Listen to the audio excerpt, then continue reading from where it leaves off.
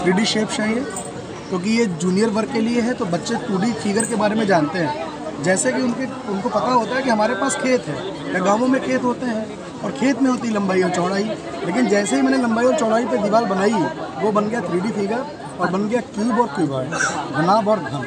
तो बच्चे इस चीज़ से बहुत अच्छे तरीके से समझ लेते हैं। जैसे सर्किल होता है, वृत्त का क्षेत्रफल होता है πr², लेकिन जब हमने 2 वृत्तों में उसकी ऊंचाई बढ़ा दी तो उसमें h बढ़ गया, तो वो बन गया आयतन और वो बन गया πr²h। तो 2D फिगर से 3D फिगर को समझने का जो सबसे सरल तरीका है वो यही है। जैसे आयत में 3 अक्षर, उसी तरीके से आयत में जब ऊंचाई बढ़ाएंगे तो घनाभ बनेगा, उसमें भी 3 अक्षर। और आयत का क्षेत्रफल होता है लंबाई गुणे चौड़ाई, और जब उसका आयतन निकालेंगे तो उसमें ऊंचाई बढ़ जाएगी, लंबाई गुणे चौड़ाई गुणे ऊंचाई। जैसे आयत का विकर्ण होता है